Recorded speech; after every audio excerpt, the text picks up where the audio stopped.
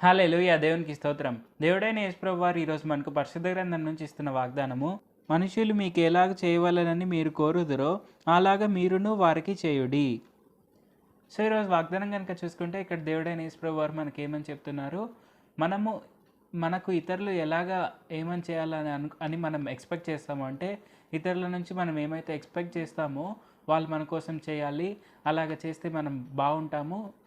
Friendship అనేది కూడా బావుంటుంది. లేదంటే ఆ రిలేషన్‌షిప్ అనేది కూడా బావుంటుంది అని ఏవైతే ఎక్స్‌పెక్ట్ చేస్తామో, అవి మనం కూడా చేయాలి తప్పకుండా అని దేవుడైన యేసుప్రభు వారు చెప్తున్నారు. సో, అది చూసుకుంటే మనము అది కొద్దిగా కష్టమైన విషయమే. అంటే మనము మన శత్రువులతో లేదంటే మనకు తెలియని వాళ్ళతో మనము ఫ్రెండ్లీగా మూవ్ అవ్వలేం.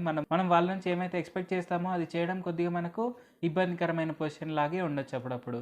కానీ మనము దేవుడైన యేసు ప్రభువాన్ని నమ్ముకొని ఆయన నామం పేరిట ఉపవాస ప్రార్థన చేశాము అంటే, మనము ఏదైనా మనం చేయలేని పని ఏదైనా ఉంది అంటే అది మనము నెరవేర్చుకోవడానికి మనము ఉపవాస ప్రార్థన అనేది మనకు చాలా ఒక గొప్ప టూల్. సో, మనం ఉపవాస ప్రార్థన అనేది చేసినప్పుడు మనము అన్నిటిపైన విజయం పొందొచ్చు.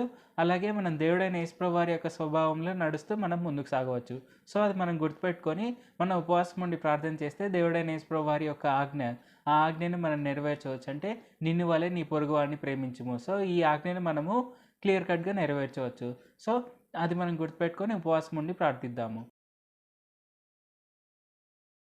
పరిశుద్ధ జీవాధిపతి జీవంగల దేవ యేసయ్య, ఇప్పటివరకు మీరు మాకు చేసిన మేలులన్నిటి బట్టి మీకే వందనాలు తండ్రి. యేసయ్య, మేము ఉపవాస ప్రార్థన చేసినప్పుడు మేము మీ ఆజ్ఞలను ఖచ్చితంగా శిరసావహించవచ్చు అని మీరు మాకు తెలియపరిచినందుకు వందనాలు తండ్రి. యేసయ్య, మేము ఎటువంటి తప్పు లేకుండా తూచా తప్పకుండా మీ ఆజ్ఞలను ఖచ్చితంగా పాటించడానికి ఉపవాస ప్రార్థన అనేది మాకు చాలా గొప్ప ఆయుధం అని మీరు మాకు తెలియపరిచినందుకు వందనాలు తండ్రి. తప్పక మేము ఉపవాస ప్రార్థన చేసి ముందుకు సాగేందుకు సాయం చేయండి. యేసు నామములో ప్రార్థిస్తున్నాం తండ్రి. ఆమేన్. Thank you Jesus. దేవుడు మిమ్మల్ని ఆశీర్వదించును గాక.